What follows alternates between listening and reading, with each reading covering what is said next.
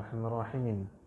قال رب اشرح لي صدري ويسر لي أمري واحلل عقدة من لساني يفقهوا قولي. سبحانك لا علم لنا إلا ما علمتنا إنك أنت العليم الحكيم.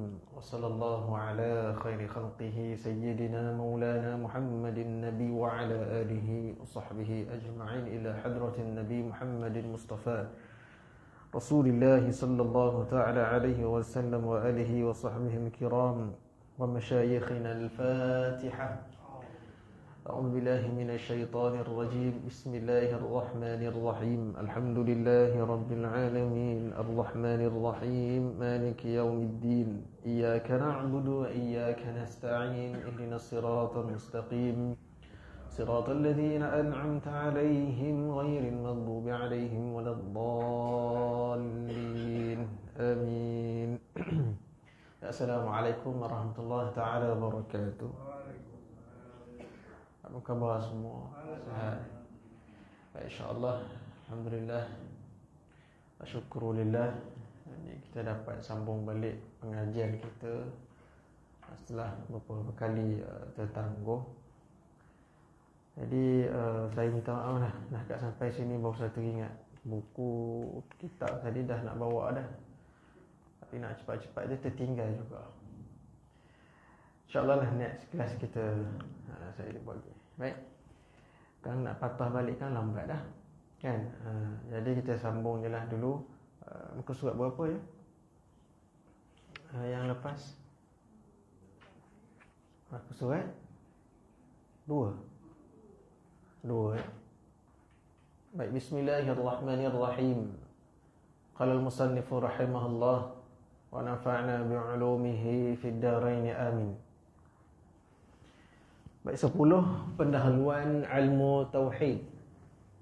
10 pendahuluan ilmu tauhid ataupun dipanggil sebagai mabadi. Mabadi ni pengenalan. Pengenalan kepada ilmu tauhid. Jadi kita dah baca itu hari ada 10, iaitu ta'arif dia, tajuk dia apa, hasilnya apa, kelebihan, nisbah, penyusun. Jadi yang pertama al-ismu, iaitu apa nama dia.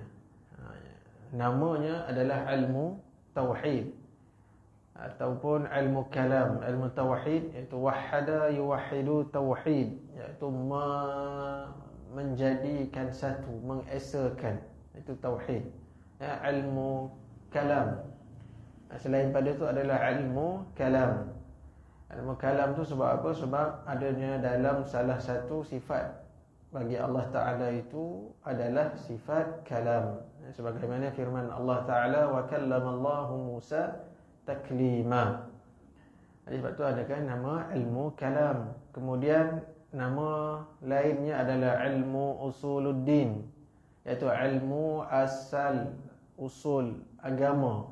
Kerana agama itu awal-awal kewajipan bagi atas setiap insan, iaitulah mengenal Allah Ta'ala dengan bil istisqa, iaitu dengan cara ataupun dengan ilmu yang yakin. Itu awal yang wajib ke atas setiap manusia, iaitu mempelajari ilmu yang membawa kepada mengenal pencipta. Kemudian ilmu sifat ataupun nama lain dia adalah ilmu sifat, iaitu membicarakan sifat-sifat Allah, sifat-sifat Rasul. Kemudian ilmu aqaidul iman, iaitu ilmu simpulan iman, aqaidul iman, dan ilmu fiqhul akbar ataupun ilmu fiqhul akbar. Jadi banyaklah nama bagi ilmu tauhid. Ada bagi ilmu tauhid, ilmu aqidah, ilmu kalam, ilmu usuluddin, ilmu aqaidul iman, ilmu fiqhul akbar. Semua ni bawa kepada satu juga, iaitu tentang akidah ataupun tentang tauhid. Nama aja lain, tapi semuanya sama. Jadi nama-nama itu adalah nama selain daripada ilmu akidah ataupun ilmu tauhid. Baik, kemudian istimdad, tempat ambilannya, sumbernya. Jadi sumber bagi ilmu tauhid ni, ilmu akidah ni adalah daripada Al-Quran dan hadis. Yang kita mengaji, yang kita belajar ni, ya, jadi sumber dia daripada Al-Quran dan hadis. Kesemuanya sifat-sifat bagi Allah Ta'ala itu adanya dalil daripada Al-Quran dan juga hadis. Ya, jadi kita belajar ni, ya, kenapa kita belajar akidah, ya, pengajian sifat 20. Ini semua adalah untuk kehidupan kita. Ya, bukannya sekadar tahu, sekadar ilmu begitu je, tidak. Ya, bukannya belajar sekadar ilmu, tapi fardu ain ini adalah kehidupan kita. Ya, bila sebut kehidupan tu, agama itu, kehidupan kita, agama itulah. Dan dalam agama itu adalah 3 perkara ataupun 3 rukun, iaitu Islam, iman, ihsan. Jadi bagi manusia, dia ada 3 itu. 3, iaitu manusia tak boleh bebas daripada berfikir ataupun memikirkan sesuatu, ya, merasai sesuatu, melakukan sesuatu. Jadi kita ni manusia yang normal, ya, manusia yang normal, yang waras, yang sihat. Ya, kita tak boleh nak bebas daripada, ataupun tak boleh, kita memang sentiasa memikirkan, berfikir. Ya, kita pula sentiasa merasai, ya, ada perasaan, merasai dan mengalami. Kemudian kita melakukan sesuatu. Ya, kita tak ada pula kata duduk diam tu maksud tak buat apa-apa, tak. Ya, tak buat apa-apa itu adalah perbuatan, iaitu perbuatan yang tak buat apa-apa. Faham? Kerana duduk saja pun perbuatan jugalah. Duduk saja pun buat, iaitu perbuatan dia duduk. Ya, jadi manusia itu tak boleh, ya, yang tak ada fikiran, yang tak ada perasaan, yang tak ada melakukan perbuatan, ya, itu orang yang tak hidup. Orang yang tak hidup lah. Ya, jadi orang yang hidup, ya, dia ada fikiran dia, berfikir, dia ada perasaan dia, ya, dan dia ada perbuatan dia. Jadi fardu ain ni yang kita belajar, fardu ain tauhid, fiqh, tasawuf, bukan ilmu semata, tapi inilah dia kehidupan. Fardu ain ni adalah kehidupan kita. Ya, kita bila berfikir, mestilah fikiran kita itu bawa kepada zikir. Fikir bawa kepada zikir. Itu zikir itu kita ingat, bawa kepada mengingati Allah Ta'ala. Ataupun fikir kita itu di dalam ruang lingkup syariat Allah dan Rasulnya. Tak adalah kita terlajak fikir. Bila terlajak fikir, tersalah fikir. Bila tersalah fikir, jadilah faham kita salah, pegangan kita salah. Sebab kita berpegang, maknanya kita terima, kita percaya, kita serahkan diri kita kepada apa yang kita fikirkan. Dan kalau kita fikir begitu, lepas tu kita terima pula fikiran kita itu, kita percaya pula dan kita serahkan, jadilah kita orang yang itu. Kalau kita fikir, contohnya kalau ada orang yang berfikir, dia fikir, dia kata dunia ini, ya, wujudnya alam ini daripada bongkah batu yang besar meletup, Big Bang, jadilah alam semesta. Saya dia fikir macam tu. Dia kaji, dia fikir. Jadi alam ini tercetusnya daripada Big Bang. Big Bang teori contoh. Jadi Big Bang teori bukan yang macam dalam Al-Quran tu.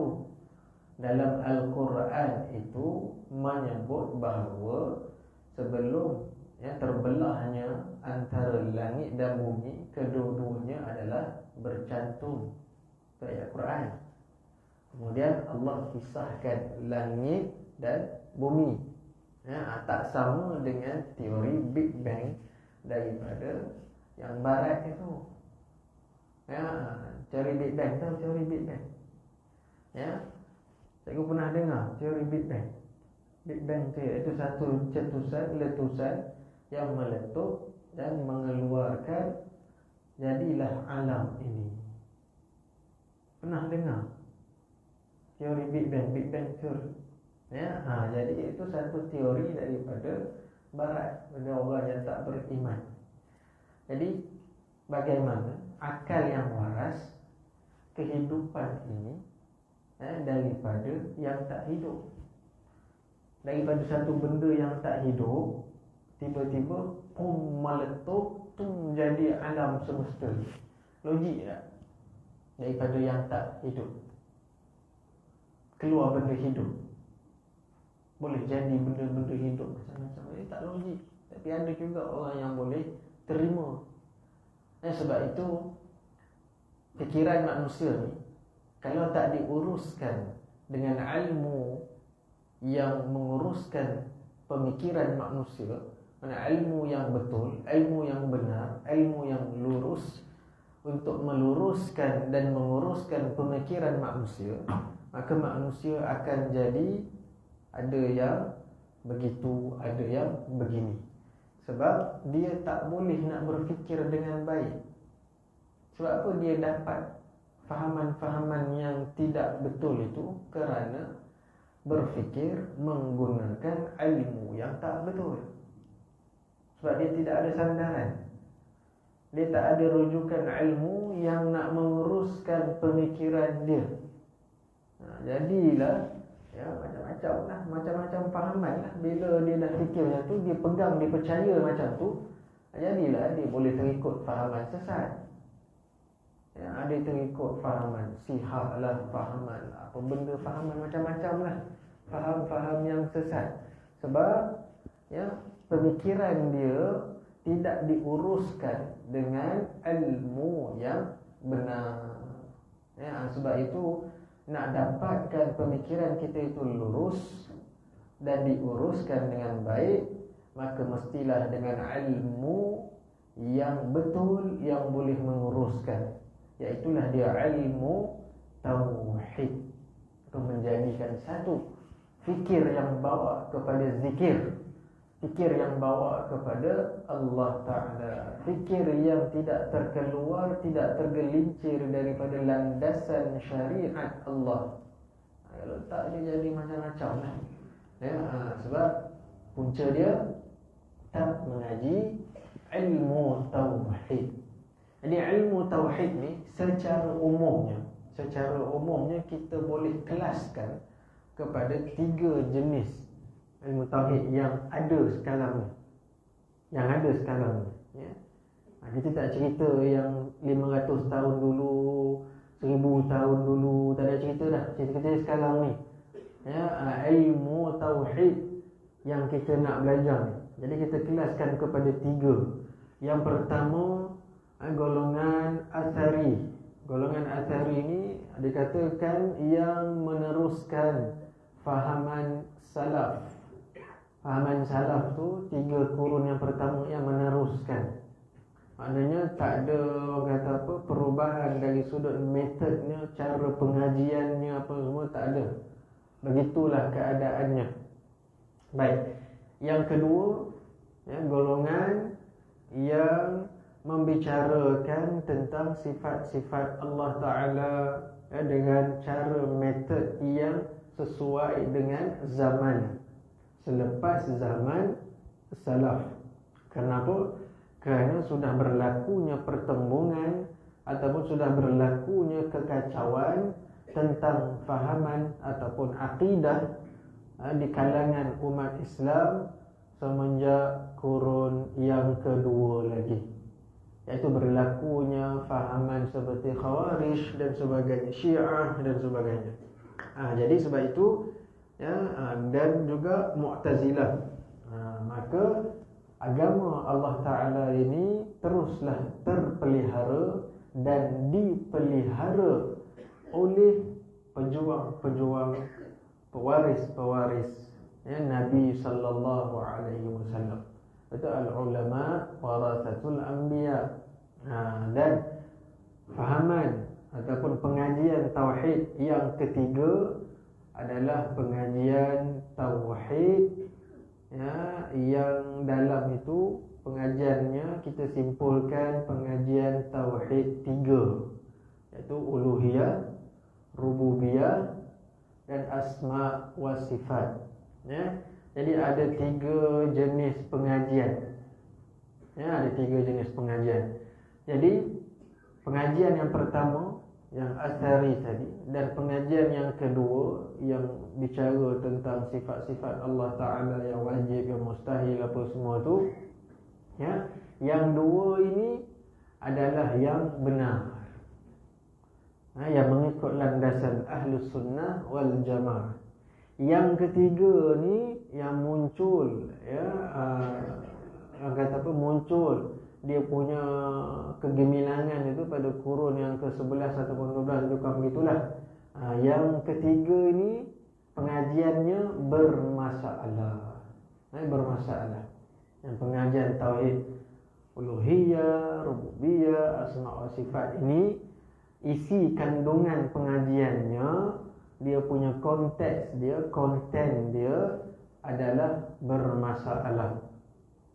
Jadi yang sekarang ni yang kita mengaji ni, hampir di seluruh dunia umat Islam mengikut pengajian yang nombor 2 ini, yang dipelopori oleh Imam Abu Hasan Al-Asy'ari dan Imam Abu Mansur Al-Maturidi. Jadi ini dia ilmu tauhid yang wajib kita pelajari, yang nak menguruskan pemikiran kita itu agar kukuh teguh i'tiqad kita, bertambah iman kita.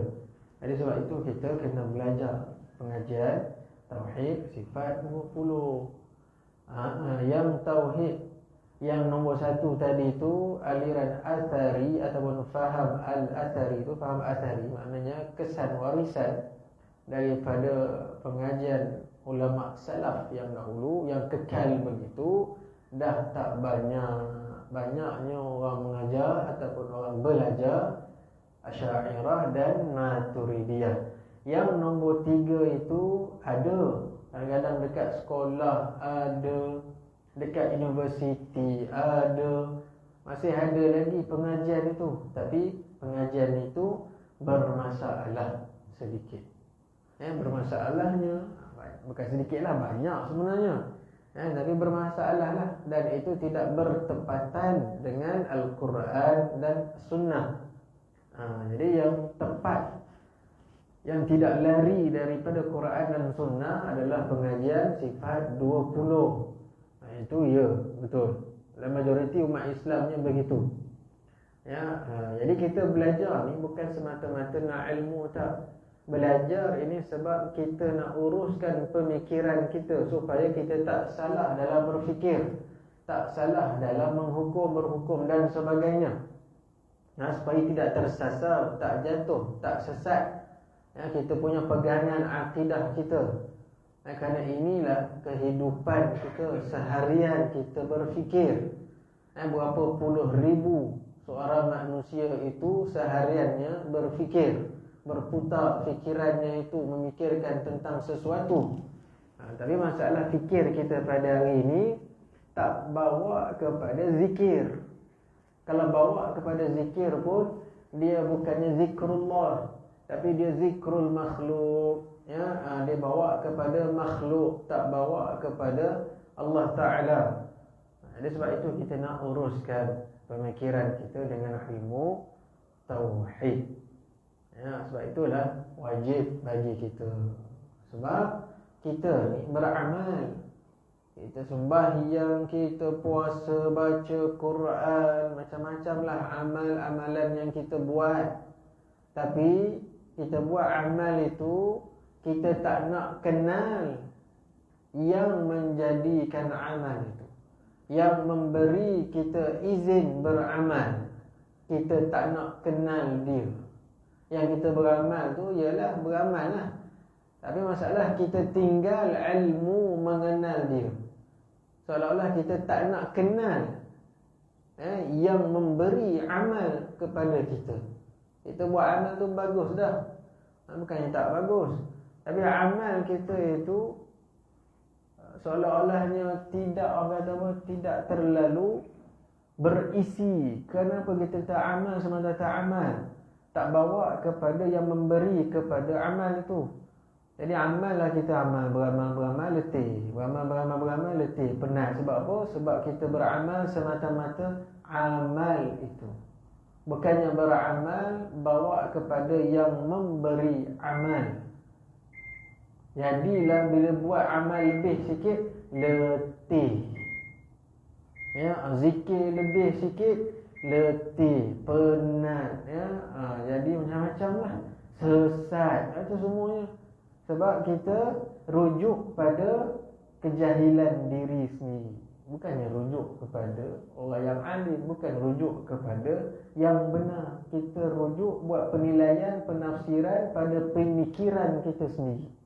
Itu sebab yang perlu kepada ilmu yang menguruskan kehidupan, fikir kita, rasa kita, buat kita. Jadi perlu titik beratkan dalam kita beramal, kita solat, kita puasa, kita membaca Quran dan sebagainya. Perlu tahu bahawa amal itu bawa kepada yang menjadikan amal. Tapi kita beramal tak nak kenal pencipta.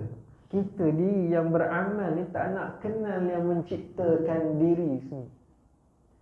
Jadi masalah, jadi lupa diri. Bagus dah beramal, tapi dalam beramal itu kita lupa diri. Sebab apa lupa diri? Kita tidak mau mengenal Allah Ta'ala dengan sebenar-benar kenal. Meninggalkan ilmu mengenal dia itu.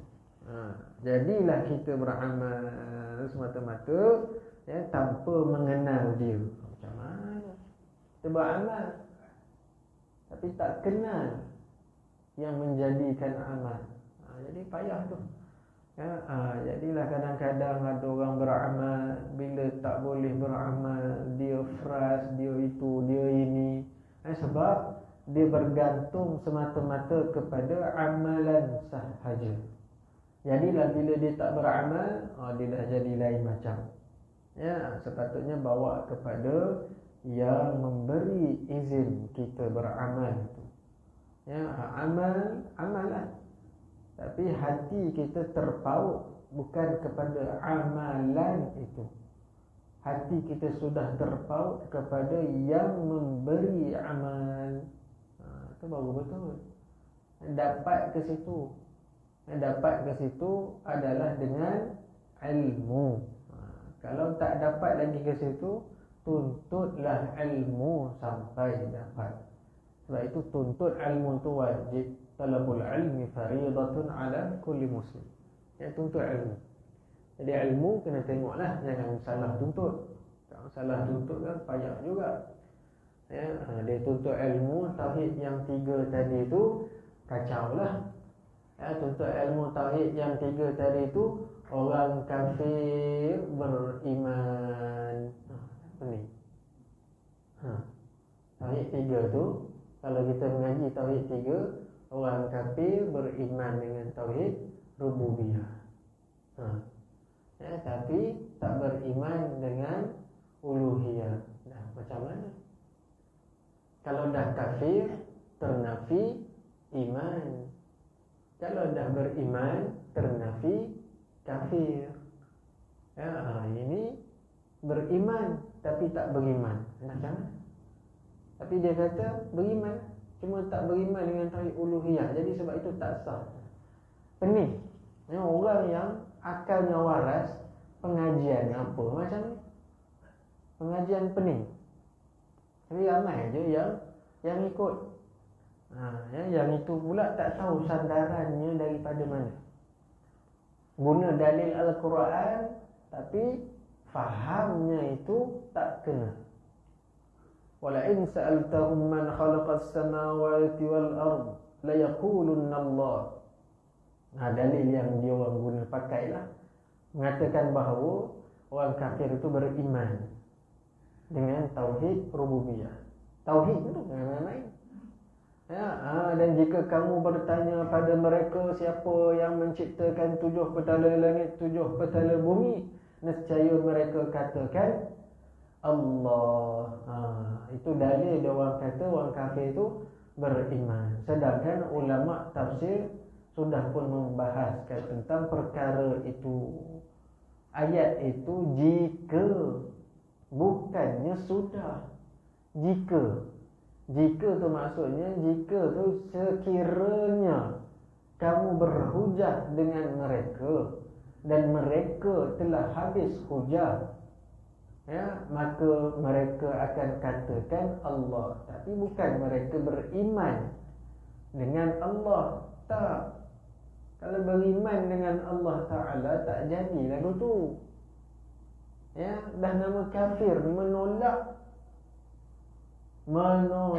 tauhid yang dibawa oleh Nabi sallallahu alaihi wasallam. Macam mana pula ada orang kata boleh bunyi? Inilah dia salah satu kerapuhan yang ada di dalam pengajian tauhid yang 3 tadi. Dan banyak lagi lah. Jadi itu masalah. Kerana kita tak ada pula nama-nama ulama besar yang mengajar tauhid 3 di dalam sejarah ulama Islam, ulama kita. Kerana apa? Kerana ulama-ulama yang mu'tabar, ulama-ulama yang besar, semuanya mengajarkan kalau sudut akidahnya adalah Asy'ariyah dan Maturidiyah. Sebutlah nama ulama mana. Yang tauhid 3 tadi tak tahu. Mana kitabnya apa ni kita tak tahu. Mana ada orang ambil. Jadi sebab itu kita kena bertanya dan belajar kepada kitab yang muktabar, rujukan yang muktabar, ulama yang muktabar. Baik. Yang kedua al-istimdad, tempat ambilannya, itu tempat sumbernya daripada Al-Quran dan hadis. Kesemua sifat-sifat yang wajib bagi Allah Ta'ala itu semuanya ada dalil daripada Al-Quran. Jadi mengukuhkan lagi, meneguhkan lagi pengetahuan kita ataupun kepercayaan kita dengan apa yang kita belajar. Sebab semuanya adalah dalil Al-Quran itu sendiri. Baik. Al-haddu, definisi dia. Definisi tarikh dia ataupun definisi dia iaitu pengetahuan tentang pembahasan ketetapan pegangan. Perbahasan tentang ketetapan pegangan terhadap kepercayaan kepada Tuhan dan kepada Rasul-Rasulnya, serta beberapa simpulan atau ikatan kepercayaan dengan segala dalil-dalil, beserta dalil-dalil, supaya beroleh i'tiqad yang yakin dan kepercayaan yang putus sekira-kira dengan kepercayaan itu menaikkan perasaan kita, rasa kita untuk berusaha dan beramal menurut sebagaimana kepercayaan itu. Jadi bila kita dah belajar itu, naik semangat lagi untuk kita beramal, naik semangat lagi untuk meneruskan kehidupan yang sementara ini. Kerana kita tahu bahawa dunia ini sementara dan yang sebenar kehidupan kita adalah akhirat. Itu adalah kehidupan yang sebenar. Namun sebelum kehidupan yang sebenar, kita melalui dulu kehidupan yang sementara untuk mendapatkan ilmu, amal dan juga matlamat yang jelas untuk sampai kepada kehidupan yang sebenar, kehidupan yang kekal abadi, yang tidak ada lagi kehidupan selepas itu, kekal selama-lamanya. iaitu kehidupan akhirat. Ya, dunia ni sementara. Lama mana pun, 100 tahun ke, 200 tahun ke, 300 tahun sekalipun, nak dibandingkan dengan satu kehidupan yang kekal abadi, yang tiada tempoh, ya, tidak ada apa-apa yang boleh dibandingkan. Ya, jadilah kita orang yang jelas matlamat hidup kita iaitu akhirat. Kerana akhirat tidak ada yang lain melainkan dua tempat sahaja, iaitu tempat yang sengsara dan juga tempat yang bahagia. Itu je. Ya, mereka yang lepas ujian, yang lepas kehidupan di dunia ini, jadilah mereka itu bertempat sama ada di tempat yang sengsara ataupun di tempat yang bahagia. Dua tempat je Allah Ta'ala sediakan. Ya, tempat yang sengsara selama-lamanya ataupun tempat yang bahagia selama-lamanya. Itu pasti. Ya, itu realiti yang sebenar. Ya, bukan dongeng, bukan fantasi. Kita tengok berapa ramai dah yang telah meninggalkan kita. Ya, kawan kita ke, saudara kita ke, ahli keluarga kita ke, yang telah meninggalkan dunia ni. Tak ada apa dah. Ya, yang mana kita pun insya-Allah lahumul lahiqun, kita pun insya-Allah akan turut bersama mereka juga satu hari nanti. Kita akan tinggalkan dunia ini. Kita akan hidup di dalam alam selepas dunia, itu alam barzakh. Kehidupan kita di situ adalah roh kita, roh hidup, bukan jasad ni. Jasad ni kalau Allah Ta'ala berkehendak kekal, kekallah dalam tanah tu. Kalau Allah tak berkehendak, maka hancurlah jasad ni dalam tanah itu. Tapi bukan jasad ini yang hidup. Yang hidup di dalam alam barzakh itu adalah roh kita. Roh kita hidup itu adalah dengan amalan kita atas dunia ni. Macam mana kehidupan di alam barzakh, macam mana kita nak hidup dalam alam barzakh tu nanti. Kalau kita tauhid pun tak nak mengaji, amal beramal tapi tak kenal Tuhan, macam mana kehidupan kita alam sana? Sebab nak selamat itu qad aflahal mu'minun, telah berjaya orang beriman. Itu iman itu tauhid. Macam mana nak kata berjaya sempurna tauhid tapi mengaji tauhid tak mau, tinggal pengajian tauhid. Sebab tu perlu kepada kefahaman yang betul, bawa kepada tauhid. Dakwah Nabi 13 tahun dakwah tauhid. Ya, kita nak hidup dengan tauhid. Kalimah thayyibah, mati pun dengan tauhid, dengan kalimah thayyibah.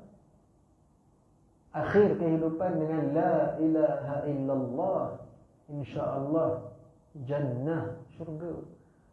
Tapi kalau kita tak biasakan diri kita, lidah kita, hati kita, fikiran kita dengan la ilaha illallah, macam mana hujung hidup kita, akhir hidup kita nak akhiri dengan la ilaha illallah. Kalau berzikir lebih sikit pun dah mengungut, macam mana nak husnul khatimah lebih-lebih lagi dengan sebut la ilaha illallah. Kan? Baik. Dekat situ dulu. Ada soalan nak bertanya, insya-Allah. Ya.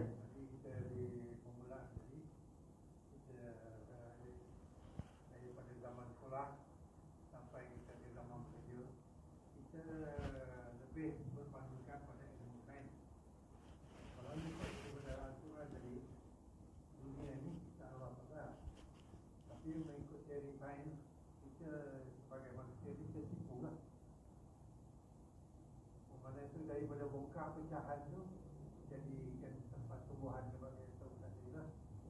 Jadi apa pandangan Ustaz untuk kita ni sebagai masih mengikuti keadaan masa sekarang, teori sains itu lebih penting daripada berpandu pada tauhid kita yang ada sekarang. Dia teori sains sekiranya bercanggah dengan Al-Quran, ada bercanggah dengan apa yang sepatutnya, maka kita kena tolaklah teori Darwin, asal manusia daripada burung. Dia nak terima Darwin punya teori, teori Darwin, asal manusia daripada burung, monyet. Habis tu nak kata apa? Sedangkan asal manusia daripada Nabi Adam, Darwin kata daripada burung. Ada tu sebab apa? Sebab DNA manusia dengan burung lebih kurang sama. Itu tak boleh lah. Bukanlah kita menolak sains itu. Sains itu pembongkaran dia adalah melalui kajian, dan juga ada yang buat pandai sendiri, kemudian cuba nak sesatkan manusia dengan kajian dia itu. Kita bukan menolak sains itu, sebab sains itu dia dapat setelah dikaji. Al-Quran adalah pemilik alam ini. Jadi kita lebih prefer dan refer siapa? Refer kepada yang dicipta, atau kita refer kepada pencipta tu sendiri? Itu masalahnya. Sebab Allah Ta'ala dah bagi tahu, kita dah maklum, manusia asalnya daripada manusia juga, daripada Adam. Bapa kepada segala manusia adalah Nabi Adam AS. Jadi bukan daripada buruk ke monyet ke, tidak. Jadi ada sains yang kita terima, dan ada juga teori sains yang kita tak boleh terima jika bersalahan dengan Al-Quran dan hadis yang sahih. Jadi kita kena berwaspadalah, kerana dengan apa yang kita pegang itu takut bersalahan. I'tiqadnya itu boleh jadi salah. Jadi kena berjaga-jagalah. Boleh faham ya?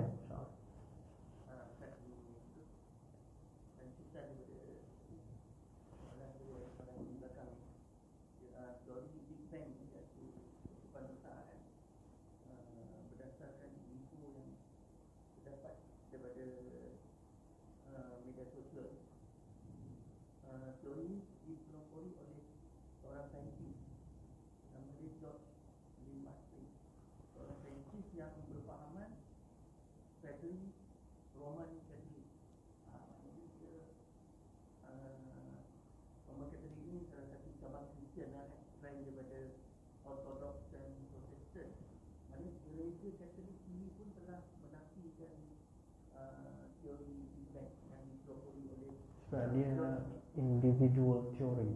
Dia teori yang individu, yang dia mungkin terkesan dengan ilmu falsafah daripada Greek Yunani, daripada tiga ahli falsafah Greek, Aristotle, Plato dan juga Socrates tu. Jadi ketiga-tiga ahli falsafah ni banyak dia orang punya pendapat yang menyalahi Al-Quran dan hadis. Walaupun mereka itu adalah dikatakan ahli fikir ataupun golongan berfikir, pemikirannya. Sebab itu kalau kita baca antara yang masyhur, ahli falsafah yang masyhur, iaitu tadilah apa tu, Plato, Socrates, Einstein. Lepas tu tak, Einstein baru lagi, ini dah lama dah. Yang Rom punya Greek Yunani, Greek Yunani, Plato, Socrates, apa semua itulah, Aristotle, itu ahli falsafah Greek Yunani. Mungkin dia membaca buku-buku mereka, jadi terkesan dengan pemikiran-pemikiran yang dibawa. Jadi dia pun hebahkan. Jadi seolah-olahnya dia itu terkeluarlah daripada akidah dia tu lah, Roman Catholic tu, kan. Jadi tak boleh terima juga. Orang gereja ni dia mempercayai Tuhan kan, Allah, tapi tak seperti mana orang Islam faham Allah tu macam mana kan. Dia sebenarnya hakikatnya dia orang menolak juga sebenarnya, sebab dia orang kata yang sebenar-benarnya Jesus tu lah, yang sebenarnya Jesus tu adalah anak Tuhan, wakil Tuhan. Dia kata anak Tuhan, ya, dia Trinity. Kristian ini adalah Trinity, ya, 3 in 1, 1 in 3. Dia pening lah, ya. Tak tahu nak kata, ya, burger ke patty. Patty pun burger, burger pun patty. Tahu daging burger, burger, ya, burger dia ada 3 unsur: roti, daging, sos. Basic dia lah, sayur tu tambah lah, ya. Jadi bila sebut burger, ya, jadi dia roti, daging, sos. Roti, daging, sos adalah burger. Roti pun kalau bagi mereka lah, roti tu pun burger, daging tu pun burger, sos tu pun burger. Kenapa ni? Itu konsep Trinity. Pening tak? Pening lah,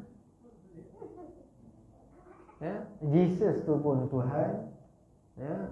Apa lagi? Maryam pun, ya? Jadi 3 tu mana satu? Tak tahu. Jadi kalau ikut logik akal warasnya, jadi pening lah. Tapi itu pegangan mereka, iktikad mereka yang Allah Ta'ala dah nafikan, ya. Allah Ta'ala beritahu dalam Quran kan, mereka sangka Tuhan itu 3 dan sebagainya. Jadi itu terpulanglah dia orang punya fahaman, ya. Tapi kalau ikut logik akalnya, memang tak logik lah, memang tak logik. Baik, ada soalan lain tanya?